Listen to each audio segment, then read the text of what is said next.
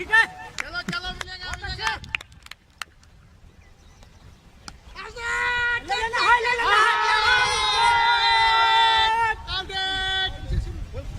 बाप रे बाप, बादल गरज रहे हैं, ठनका गिरने वाला है। भागो भागो। चलो चलो चलो, घर तक भागकर चलते हैं। घर तो बहुत दूर है। किसने कहा था इतनी दूर मैदान में खेलने के लिए? जब तक हम घर जाएंगे ठनका तो गिरने लगेगा। तो फिर हम क्या करें? अरे करना क्या है, चलो वहाँ पेड़ के नीचे छिप जाते हैं, ऊंचा वाला पेड़ के नीचे। वहाँ पर हम लोग बारिश से भी बच जाएंगे और ठनका से भी बच जाएंगे। चलो चलते हैं वहाँ पर। चलो भागो पेड़ पर, भागो भागो भागो भागो भागो भागो भागो भागो। जल्दी चलो पेड़ पर। सुनो दोस्तों, बारिश से तो हम इस पेड़ के नीचे बच रहे हैं, लेकिन ठनके से नहीं। वो कैसे? अगर ठनका गिरेगा तो पेड़ के ऊपर गिरेगा, हम तो नीचे हैं, हमको क्या होगा? हाँ, परसों बुधिया के माँ बापू खेत में धान का रोपनी कर रहे थे। उसी वक्त ठनका आकर उनके पास ही गिरा और वो दोनों वहीं जलकर मर गए। सुनो, ठनका सबसे ऊंचे भवन पेड़ पर ही तो गिरता है। अगर ये सब आसपास नहीं है तब खेत, झोपड़ी या नदी, तालाब में गिरता है। इसका मतलब ये हुआ कि तब हमें इस पेड़ के नीचे नहीं रहना चाहिए। हम तो कह ही रहे हैं कि नीचे कोई खतरा नहीं है। ऊपर न गिरेगा ठनका, टहनी टूटेगी, हमको क्या होगा? खुशियाँ एकदम बकलोले है। ऊपर पेड़वा पर 10 लाख वोल्ट का बिजली गिरेगा और नीचे जमीन में पेड़ से तना होते हुए जाएगा। वहीं हम खड़े रहेंगे तो कहती है कि कुछ नहीं होगा। सुनो सुनो, एक बिशंबरपुर गांव में एक बूढ़ी दादी ठनका से जब झुलस गई थी तो वो अपने झोपड़ी में चाय बना रही थी। पता है क्यों मरी वो? क्योंकि उसके झोपड़ी से सटा हुआ एक ऊंचा सा पीपल का पेड़ है। जब बादल ठनका उस पेड़ पर गिरा तो उससे होते उसका झटका उस झोपड़ी में उस दादी माँ को भी प्रभावित की और वो मर गई।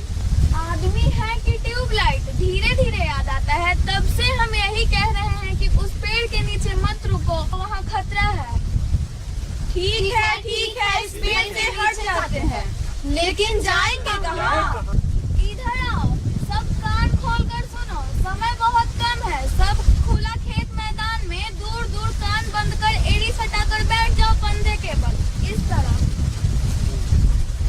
अब तुम्हारा सुन लिए हम लोग, अब हमारा सुनो।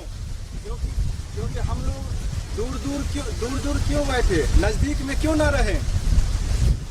वो इसलिए ताकि सब लोगों के ऊपर एक साथ बिजली ना गिरे तो एक आधे को का जय हिंद हो, बाकी को बचाने के लिए डॉक्टर के पास ले जाए।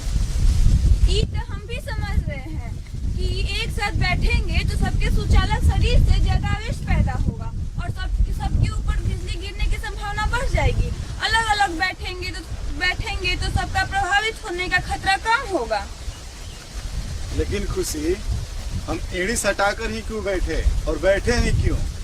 अरे विकी, इतना बड़ा हो गए हो, बुद्धि हमरों से कम है। नहीं पता है कि ऊंचे पेड़ पर ही बादल गिरते हैं। चाहे पेड़ नहीं होगा तो कोई दूसरा सुचालक वस्तु होगा, उस पे गिरेगा। चाहे मनुष्य ही क्यों ना खुले में खड़ा हो, उस पे गिरेगा। यदि इससे बचाव के लिए अपनी आकार जितना कम से कम कर सको उतना खतरा कम से कम होगा। वो तो ठीक है कि हम बैठ जाएंगे तो हमारी लंबाई कम हो जाएगी और हमारे ऊपर बिजली गिरने की खतरा भी कम हो जाएगी। लेकिन एड़ी सटाकर क्यों बैठे? कुछ भी बोलकर हम लोग को बेवकूफ बना देते हो। आसपास कहीं भी बिजली गिरती है तो धरती से बिजली के करंट फैलती है। उस समय अगर पंखे के बल बैठोगे तो हमारा शरीर जमीन में कम संपर्क करेगा और खतरा कम होगा। ये ठीक किए हैं, छाता लगा के ठनका से बच लेंगे।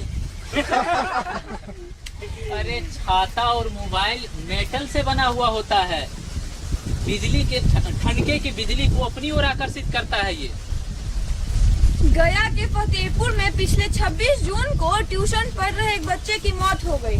पता है क्यों? क्योंकि वो मोबाइल फोन का इस्तेमाल कर रहा था। मोबाइल फोन ने ठनके को अपनी ओर आकर्षित कर लिया। इसी कारण वज्रपात या वर्षा होते समय हमें कभी भी मोबाइल फोन का इस्तेमाल नहीं करना चाहिए। एक बात और है दोस्तों, अगर कोई भी नदी, तालाब या पानी में हो तो बिजली कड़कने के समय तुरंत रोपनी करना, मछली मारना छोड़कर बाहर सूखे में आ जाइए। अगर किसी के आसपास वज्रपात हो जाए और वो घायल हो जाए तो हमें क्या करना चाहिए? तो हम क्या करेंगे? भाग जाएंगे। हम कोई डॉक्टर थोड़ो है जो उसका इलाज करेंगे। अरे नहीं, जो ठनका से प्रभावित हुआ है उससे डरना नहीं है, उसे प्राथमिक चिकित्सा की आवश्यकता होती है। अरे करेंगे क्या, ये तो बताओ। अरे भाई देखो, जब ठनका गिरता है तो ऐसा नहीं है कि उसमें जो ठनका जिसके ऊपर गिरता है वो मर ही जाता है। कई बार ऐसा होता है कि ठनका गिरने के बाद वो आदमी घायल हो जाता है। जो घायल आदमी हो गया उसका उपचार करेंगे और क्या करेंगे? इलाज तो डॉक्टर ही करेंगे, हम तो प्राथमिक चिकित्सा देने की बात कर रहे हैं। घायल व्यक्ति का हाथ पांव थंडरिंग से जल गया है तो उस पर साफ कपड़े से पट्टी कर देंगे। सबसे पहले जहाँ पे घाव है वहाँ पे साफ कपड़ा से हम पट्टी कर देंगे। अगर व्यक्ति बेहोश हो गया हो या फिर घबरा गया हो तो फिर हम उसका दोनों पैर को 1 फीट हम ऊपर कर देंगे। ऐसे कर देंगे, ठीक है? अच्छा, हम कैसे जानेंगे कि ये घायल व्यक्ति बेहोश हो गया है या मर गया है? आसान है भैया, पहले घायल व्यक्ति के गर्दन के पास जो कैरोटिड पल्स होता है उसको परखेंगे, सीने पे कान रखकर धड़कन को महसूस करेंगे। अरे ये तो जीवित है।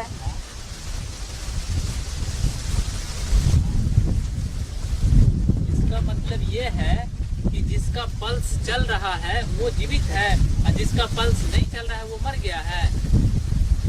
अरे नहीं, अगर यह पल्स या हाथ का पल्स नहीं चल रहा है तो हम लंग्स का भी देखेंगे, वह भी ऊपर नीचे होता है।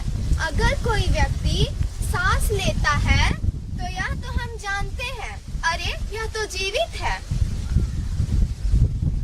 इसका मतलब ये हुआ कि इसका नब्ज और श्वास दोनों जांच करना होगा। तो यह भी जान लीजिए कि नाक के पास उंगली रखकर सांस छोड़ने की प्रक्रिया को भी परखा जाता है। हाँ, अगर पल्स और सांस दोनों अगर नहीं है तो हम CPR, कार्डियोपल्मोनरी रिससिटेशन, जो कि हृदय को पुनर्जीवित करने का विधि है, हम वो शुरू करेंगे, है ना? हाँ, अच्छा, वो हम कैसे करेंगे? देखिए हम करके बताते हैं। हाँ हाँ बताओ, जल्दी बता दो। बेहोश व्यक्ति से हम पूछेंगे क्या तुम ठीक हो? अगर ये कोई जवाब नहीं देता है तो 5 सेकेंड तक इसका कैरोटिड पल्स चेक करेंगे। अगर ये नहीं चल रहा है तो छाती के पास जो हड्डी होती है उससे नापते हुए आएंगे और जो अंतिम में छोटी हड्डी है वहाँ पे अपना मास्टर हैंड रखेंगे, 2 उंगली नापेंगे। उसके बाद मास्टर हैंड का हथेली रखकर इसको 1 से 30 बार CPR देंगे 100 की स्पीड में। 1 2 3 4 5 6 7 8 9 10 11 12 13 14 15 16 17 18 19 20 21 22 23 24 25 26 27 28 29 30। अब इसका नाक बंद करके इसको 2 बार सांस देंगे साफ कपड़े से।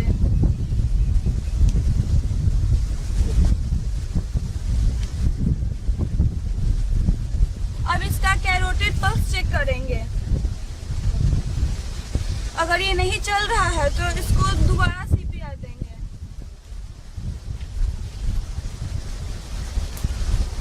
एक 2 3 4 5 6 7 8 9 10 11 12 13 14 15 16 17 18 19 20। अब अब इसका नाक बंद करके 2 बार सांस देंगे।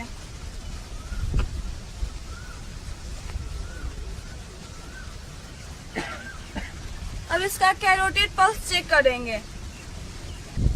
अरे ये तो जीवित है। अगर 2 बार करने से ये जीवित हो जाता है तो ठीक है, अगर नहीं तो ऐसा तब तक करना है जब तक हम इसे हॉस्पिटल तक नहीं पहुंचा देते हैं। अब समझ गए ना प्राथमिक चिकित्सा क्या होती है? अब नहीं ना कहोगे हमें क्या मालूम प्राथमिक चिकित्सा क्या होती है? समझ गए, नहीं कहेंगे। वज्रपात से घर का नुकसान ना हो, इसका कोई उपाय है क्या? क्यों नहीं, वज्रपात से बचाव के लिए तड़ित चालक लगवा ले। उसमें क्या होता है? तड़ित चालक बनाने के लिए छत पर रड में एक तांबे का तार बांध देते हैं, उसका ऊपरी सिरा, और दूसरा सिरा नीचे जमीन में 8 फीट नीचे गड्ढे में गाड़ देते हैं। इस प्रकार यदि वहाँ पे आसपास में वज्रपात होता है तो वो वज्रपात तार के माध्यम से नीचे जमीन में प्रवेश कर जाएगा और आसपास के लोगों को कोई नुकसान नहीं होगा। मेरा घर भी नदी किनारे है और वहाँ बराबर बिजली गिरती रहती है।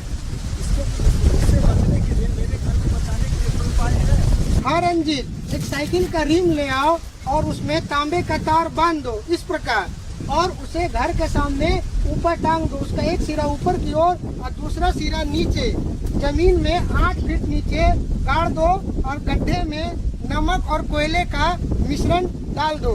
लेकिन ध्यान रहे, ये जो तांबे का तार है ये इतना पतला नहीं होना चाहिए, इससे और मोटा होना चाहिए। ये वज्रपात में गलने का इसका संभावना रहता है और इस तार से फिर तड़ित चालक नहीं बनाया जा सकता है, और मजबूत तार होने के कारण वो वज्रपात जमीन में प्रवेश कर जाएगा।